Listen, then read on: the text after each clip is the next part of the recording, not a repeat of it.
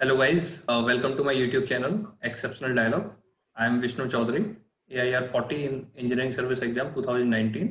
इस प्लेलिस्ट में मैं जितने भी डिपार्टमेंट हैं उनका जॉब प्रोफाइल क्या है, कैसा है, हर वो बेसिक एंड माइन्यूट डिटेल जो एक एस्पिरेंट को पता होना चाहिए वो हम कन्वे करने की कोशिश कर रहे हैं। आज हमारे साथ है सुयस। सुयस जो है वो आईआईटी कानपुर के पास आउट है। सुयस ने गेट 2019 में 152 रैंक सिक्योर करी थी और सुयस ने आईओसीएल के मार्केटिंग डिपार्टमेंट के सिविल एविएशन डिवीजन में उन्होंने 1 साल के लिए काम किया ऑलमोस्ट। तो सुयस ने इससे पहले हमको आईओसीएल का इंटरव्यू प्रोसेस एंड जीडी के बारे में कंप्लीट डिटेल दी थी। अगर आपने वो वीडियो नहीं देखा है तो प्लीज़ वो वीडियो ज़रूर देखिए, उसका लिंक डिस्क्रिप्शन में है। And in the same reference today we will talk about IOCL job profile. फिर उसमें सैलरी कितनी होती है, फ्यूचर प्रमोशंस कैसे हैं और क्या क्या फैसिलिटीज़ के साथ मिलती है। तो Suyas, welcome to my YouTube channel. Thank you Vishnu. Suyas, आप हमको सबसे पहले ये बताइए कि आपका जब सिलेक्शन हो जाता है इसके बाद क्या होता है। सिलेक्शन के बाद सबसे पहले तो हम सबको लेटर्स वगैरह आते हैं और उसमें हमारा अपॉइंटमेंट लेटर होता है जिसमें हमारी डेट होती है कि इस डेट को हमें ज्वाइन करना है। एंड देन फिर हमें उसमें जगह भी बताई जाती है कि हमें किस जगह पे कितने बजे हमको वहाँ पे ज्वाइनिंग देनी है, जहाँ पे फिर से हमारे डॉक्यूमेंट्स एक तरह से वेरीफाई होते हैं जिसमें मेडिकल मेन डॉक्यूमेंट होता है। आईयूसीएल में वो आपको मेडिकल कराने के लिए ये तरह से फैसिलिटी देते हैं कि आप अपने जो भी नियरेस्ट गवर्नमेंट हॉस्पिटल है वहाँ से आप मेडिकल करा सकते हैं। पहले मेडिकल होगा, मेडिकल के बाद आपका ट्रेनिंग स्टार्ट होता है। तो ट्रेनिंग में क्या क्या होता है, आप ट्रेनिंग के बारे में कंप्लीट डिटेल बताइए। और जैसे मैं आपको अपना एग्जांपल देता हूँ, यूजुअली एक कॉमन सा वो है, मतलब एक कॉमन मॉड्यूल है, वो एक होटल में स्टे कराते हैं। एंड देन उसमें डिफरेंट डिफरेंट लेक्चर्स होते हैं बाकायदा, जिसमें लेक्चरर्स जो होते हैं वो मोस्टली वर्किंग प्रोफेशनल्स ही होते हैं। आईयूसीएल के डीजीएम जीएम होते हैं, सीनियर मैनेजर्स होते हैं, वो आपको लेक्चर देने आते हैं अपने अपने डिपार्टमेंट के बारे में, अपने अपने डिवीजन के बारे में। एंड फिर उसके बाद वो आपको एक फील्ड ट्रिप्स पे भी ले जाते हैं। फॉर एग्जांपल रिफाइनरीज को दिखाने के लिए आपको ले जाया जाता है। तो अब मैं अगर अपना एक्सपीरियंस शेयर करूं तो हमारे केस में हमारा दिल्ली में ही हुआ था। पूरा का पूरा जो ट्रेनिंग सिस्टम हुआ था, क्लासरूम कम फील्ड मॉड्यूल ट्रेनिंग हुआ, और उसमें हम लोगों को होटल रेडिसन ब्लू में ठहराया गया था, which is a nice hotel. तो एक तरह से वो आपको पूरी की पूरी मतलब सहूलियत देते हैं, फुल फैसिलिटी, कि भाई आपको बस और बस पढ़ने की चिंता करनी है, बस सीखो आप। बाकी खाने पीने की, घूमने फिरने की, ऐशो आराम की तो उन्होंने ले लिए।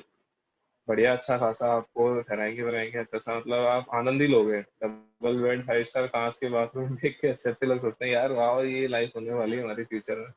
But don't let it fool you. और ट्रेनिंग में आपका कितने टाइम की होती है और क्या इसमें कोई एग्जाम वगैरह कुछ होते हैं क्या बीच में। हाँ, इसमें just like it's like a college. तो आप सुबह सुबह आपको स्टार्ट होकर जाना होता है एंड आप फॉर्मल ड्रेस में होते हो, फुल टाई पहन के। और स्टार्टिंग में कुछ बिहेवियरल ट्रेनिंग्स होती हैं। बिहेवियरल ट्रेनिंग्स में क्या होता है, ये लोग प्रोफेशनल एजेंसीज को हायर कर रखे होता है ACL में, जिसमें कि वो आपको गेम्स वगैरह खिलाते हैं। They tell you about team building and different different लोगों की झिझक खोलते हैं। So it's a type of a college experience, जिसमें लोग अक्सर एक तरह से प्लेफुल नेचर के होते हैं। आपको मूवीज भी दिखाएंगे, अपना टेस्ट करेंगे, तो everything goes like that. So it's a very fun time.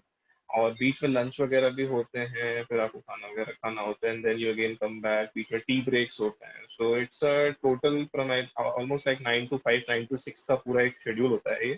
काफी लर्नेड लोग वहाँ पे आपको पढ़ाएंगे सिखाएंगे चीजें। इनिशियली नॉन टेक होंगी, लाइफ के बारे में फिलोसफिकल चीजें होंगी, and then slowly slowly after a few weeks, not few weeks, I would say few days in a week, फिर वो आ जाते हैं कोर ट्रेनिंग पे। फिर आपको वहाँ पे मतलब ऐसी फील नहीं आएगी कि ये कोई आई मीन जो एक इमेज है पुरानी इमेज की सरकारी ऑर्गेनाइजेशन है, आपको लगेगा कि ये तो वास्तव में एक फोर्ब्स 500 कंपनी है। They will make sure you feel like that. So so yes, ये जब ट्रेनिंग चल रही होती है तो वीकली कितने दिन आपको जाना होता है इसमें, और छुट्टी वगैरह कुछ मिलती है क्या ट्रेनिंग के दौरान, और कितने दिन की ट्रेनिंग है एग्जैक्टली है। बेसिकली 45-50 डेज के अराउंड ट्रेनिंग होती है। और this is also like a job, because आप 9 to 5 अपनी प्रेजेंस देते हो, so you are getting paid for this. मतलब आप एचआरए हटा लो तो आपको पेड उसमें किया जा रहा है। During training usually leaves grant नहीं की जाती है, बिकॉज ये कंटिन्यूअस प्रोसेस है, सीमलेस प्रोसेस है। And you would not want to leave the bubble also, because ये बॉन्डिंग वाला टाइम भी होता है। It's just like the first year of your college. I mean you won't want to go कि सब पहले महीने में भाग जाओगे, आप नहीं लोगों को समझना चाहते हो, अपने दोस्त बनाना चाहते हो, बिकॉज हो सकता है कुछ टाइम बाद या आपके रीजन में आपको मिलेंगे पोस्टिंग के दौरान भी, so you would like to stay. And second thing is कि सैटरडे संडे का it's optional, I mean they usually हमें छुट्टी नहीं मिलती सैटरडे संडे की, बिकॉज आपको 45-50 डेज में कोई मॉड्यूल खत्म करना है, सो रेगुलरली आते रहते हैं एचओडीज जो होते हैं डिपार्टमेंट्स के, एंड वो लेक्चर्स अपनी स्लाइड्स वगैरह वो देते रहते हैं। सो यस, अब ये बताइए कि जो आपकी ट्रेनिंग हो रही है वो बस क्लासरूम तक ही होती है या आपको कहीं फील्ड विजिट पे किसी जगह लेके जाते हैं या नहीं लेके जाते? बेसिकली ट्रेनिंग क्लासरूम भी होती है, इनिशियल डेज में मेनली हमारी क्लासरूम ही होती है। दिल्ली में जिनकी ट्रेनिंग थी तो हम लोगों को इलाहाबाद ले जाया गया था, और जो मेन 3 डिविजन्स हैं basically refinery, marketing and third is pipeline, तो बेसिकली इन्हीं डिवीजन से रिलेटेड जो 3 प्लांट्स हमारे मेन होते हैं उनको हमें विजिट कराया जाता है, और हम लोग उसमें नोट्स बनाते रहते हैं, बिकॉज द थिंग इज कि फाइनल एग्जाम भी एक होता है, एंड उसके मार्क्स भी हमको मिलते हैं, ऑनलाइन टेस्ट होता है उसमें, इफ यू स्कोर गुड तो जो आपका पोस्टिंग इंटरव्यू होता है, लास्ट में भी एक इंटरव्यू होता है जिसमें अगर आपके नंबर अच्छे खासे हैं, जैसे like I was second rank holder in that examination, तो मेरे से वो पूछते हैं कि आपको कौन सा डिवीजन चाहिए, आपको कहाँ पे पोस्टिंग चाहिए, तो इट हेल्प्स, इनिशियल पोस्टिंग आपको घर के आसपास मिल जाए, तो helps, so that's how it goes. Now will discuss about the job profile. So after your training उसके बाद क्या होता है? आपको डायरेक्टली डिविजन्स जो आपको दिए हैं उसमें पोस्टिंग कर दी जाती है? उसका कंप्लीट प्रोसेस बताइए, क्या होता है उसके बाद? आफ्टर ट्रेनिंग बेसिकली हम लोग वापस होटल पे आ जाते हैं, and then there is last examination होता है जो उस दिन होता है, और उसके नेक्स्ट डे फिर हम लोगों को लेटर्स दिए जाते हैं, I mean the last day is कि आपको डिवीजन कौन सा मिला है, क्योंकि पूरे 45 डेज तक आपको ये नहीं पता चलने देंगे कि आपको डिवीजन कौन सा मिला है। एक सेरेमनी होती है छोटी सी, होटल में होती है, हमारे जो ईडीएचआर होते हैं, ईडीआरएस होते हैं, एग्जीक्यूटिव डायरेक्टर, वो आते हैं और हमको हैंड ओवर करते हैं लेटर्स ऑफ अपॉइंटमेंट। सो वो लेटर्स हम लेके उसी में हमको फिर वो लोग टिकट्स वगैरह भी देते हैं कि यहाँ पे आपकी पोस्टिंग है, and then this is where you have to go, and next day हम लोग की ट्रेन हो जाती है, एकदम नेक्स्ट डे, कोई घर पे जाना नहीं, कुछ नहीं, तो सामान आप लेके आइए ट्रेन में जब आप। Now will discuss about the responsibility and roles. So आपका जो डिवीजन था उसमें आपके क्या रोल्स थे, क्या रेस्पॉन्सिबिलिटीज थी, उसके बारे में थोड़ी डिटेल में बताइए आप। बेसिकली देखो, मैं ऑलमोस्ट 1 ईयर मैंने वहाँ पे काम किया, सो आई वुड से कि 1 ईयर में I would know as much as I was suppose to know, because they won't indulge you in every role कि भाई नए लड़के को आते ही वो सब कुछ में भेज दे। तेल का काम है तो तेल का काम हमेशा सावधान, ये लाइन हमेशा लिखी रहती है हमारे हर ऑफिस के साथ। सो ये, हाँ, आई वुड से कि जैसे मेरा डिपार्टमेंट एविएशन डिपार्टमेंट था in marketing division. Marketing division में बहुत सारे डिपार्टमेंट्स हैं, there is a lubricant department है, and then there is retail sales जो अपने पेट्रोल पंप्स, यूजुअली जो मोस्ट कॉमन केस है इंडिया में पेट्रोल पंप्स में, and then there is also LPG department है जहाँ पे सिलेंडर्स वगैरह भरे जाते हैं, सो वेरियस डिपार्टमेंट्स हैं और इंटर डिपार्टमेंटल ट्रांसफर्स भी होते हैं। तो I was in aviation department, and aviation department में बेसिकली जो हमारा main work, I would say main work in any other oil industry is safety. So the first thing is safety. अपनी भी safety and plant की भी safety, and अगर आप एकदम जॉब की बात करें तो इट्स मोर अबाउट लाइक हम लोग एरोप्लेन्स में तेल डालते हैं, तो that's the crude way to put it. तो वहाँ पे हम लोग क्वालिटी कंट्रोल का ध्यान रखते हैं कि भाई टैंकों में पानी वानी ना चला जाए किसी भी प्रकार से, कुछ इंपॉर्टेंट पार्ट हमारा ये होता है। रेगुलर उसमें टेस्टिंग करते हैं every morning every Noon, because shift में काम होता है। This one I would like to tell because usually it's not a 9 to 5 job. So shift में रहता है. It can be a morning shift like 6 to 2, or it can be noon shift like 2 to 10. It could be a C shift, night shift like 10 to 6. इस तरह से उसमें रहता है, and depending on कि आपका जो फील्ड है वो कितना बड़ा है, तो आपकी एक शिफ्ट भी हो सकती है, दो भी हो सकती है, 3 शिफ्ट भी हो सकती है, तो इस हिसाब से। सो यस, आपका जो जॉब आपने बताया है बेसिकली इसमें सिविल कोर की बहुत ज़्यादा रिक्वायरमेंट नहीं है, क्या ये मतलब आपकी डिवीजन में ऐसा था या वाईओसीएल में कोर का कोई ज़्यादा वेटेज है ही नहीं? देखिए, आईसीएल में इट्स केमिकल कम, सो उसमें भी कोर अगर आप बात करेंगे तो वो रिफाइनरी डिवीजन में होता है। रिफाइनरी डिवीजन में जरा civil maintenance going on, and refinery division में केमिकल का तो पूरा काम है। बाकी पाइपलाइन डिवीजन में थोड़ा सा सिविल का काम होगा, mostly associate with pressure differences and basically fluid mechanics, but not so much. There is also research and development department, but वो भी मोस्टली केमिकल इंजीनियरिंग से ही रिलेटेड। तो सिविल का अगर आप सोचोगे साहब यहाँ पे आरसीसी का होगा, स्टील का होगा, तो वहाँ पे इतना काम नहीं होगा, होगा इतना नहीं होगा। एक पर्टिकुलर डिपार्टमेंट है मार्केटिंग डिवीजन में जिसको called engineering department. Engineering department में they work about civil engineering. वहाँ पे स्लैब्स के बारे में बात होगी और गार्ड्स के बारे में बात होगी और फाउंडेशन के बारे में बात होगी। तो वहाँ पे है जो डिपार्टमेंट इंजीनियरिंग का है, बट द थिंग इज कि when we are granted the departments in the last day of the training, you don't know what you are getting, and एक बार आपको मिल गया तो आपको चेंज करें उसके लिए भी आप काफी मतलब अप्लाई करो, बोलो I have not known anyone जिसका चेंज हुआ with in the same division. तो ये थोड़ा सा अनसर्टेन है कि आपको क्या मिलेगा। आपसे कभी ये पूछते नहीं है कि आपको किस डिवीजन में जाना है, या आपसे प्रेफरेंस ऑर्डर नहीं भरवाया जाता क्या? प्रेफरेंस ऑर्डर काफी पहले ऐसा सुना है हमने कि भरवाते थे, हमसे तो ऐसा नहीं भरवाया गया था कोई प्रेफरेंस कि आपको कौन सा डिवीजन या कौन सा डिपार्टमेंट चाहिए, आपको पर्टिकुलर डिवीजन। तो ये थोड़ा सा आप कह सकते हो आईसीएल के केस में, आई वुडंट से कि ये बैड है, बट हाँ आप ये कह सकते हो कि दे एक्सपेक्ट यू कि भाई आपको जो भी रोल मिलेगा you should be able to do that. तो आप वर्सेटाइल होने चाहिए, बिकॉज आपको ऐसा लग सकता है कि मैं इसमें बहुत अच्छा हूँ बिकॉज आपने वो भी किया है आज तक, but they want to challenge you with something. काम बोरिंग लग सकता है किसी को, बट आई वुड से कि ये different, it's just like life है कि आप किसी भी पोस्ट पे आप चले जाओ, you can not always have an exciting job. You join the army, you can have an exciting job day in day out, and so it's like that. So if you make a choice for such profession, you should be ready for all the okay. things.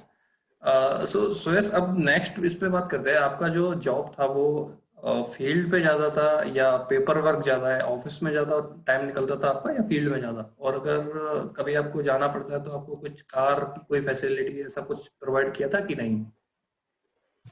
Basically हमारा जो, जैसे मेरा particular department aviation था, तो उसमें car मिलती है, Bolero होती थी, मतलब एक स्टैंडर्ड बोलेरो है। फील्ड के आगे हमारे ऑफिस बने हुए थे, तो हमें दोनों काम करने होते थे। एविएशन डिपार्टमेंट मिक्सचर, आप फील्ड में जाते हो, फील्ड में इन द सेंस आपका फील्ड एक तरह से टैंक होता है, that is your field. Properly उनका इंस्पेक्शन करना, इंटेग्रिटी बढ़िया है कि नहीं, तेल की क्वालिटी सबसे इम्पोर्टेंट थी, और फिल्टर वगैरह सही से काम कर रहे हैं कि नहीं कर रहे, तो वो डेली चेक्स अपने करना, टाइम से आके हर चीज उसको टेबलेट करना, और सब चीजों का फॉर्मेट बना हुआ है। हर एक का क्वालिटी डिपार्टमेंट है, हर एक का क्वालिटी चेक्स का एक फॉर्म है, तो उस फॉर्म के हिसाब से आप फॉलो करो, रूल्स रेगुलेशन के हिसाब से आप चलते रहो, कोई इशू आएगा नहीं आपके साथ। And basically it's just like that, you go in the field and you write, you come back to the office and then you write what you saw in the field. So it's a combination of both. तो अब हम बात करते हैं सुयस, जो आपकी job है वो कितने दिन होता है वीकली? और आपने टाइमिंग तो बताया क्योंकि आपका जो है शिफ्ट में होता है या फिर 9 to 5 था, आप उसके बारे में थोड़ा बताइए। बेसिकली अभी हमारा 6 डे जॉब रहता है, 6 डे जॉब होता है, उसमें जो हम सैटरडे में काम करते हैं उसका हमें एक्स्ट्रा छुट्टी मिल जाती है, जिसको हम एनकेशमेंट करा सकते हैं अलग से। ये चीज 6 डे वाली चीज सिर्फ फील्ड में मिलेगी आपको, जैसे जो मार्केटिंग डिपार्टमेंट एविएशन में है।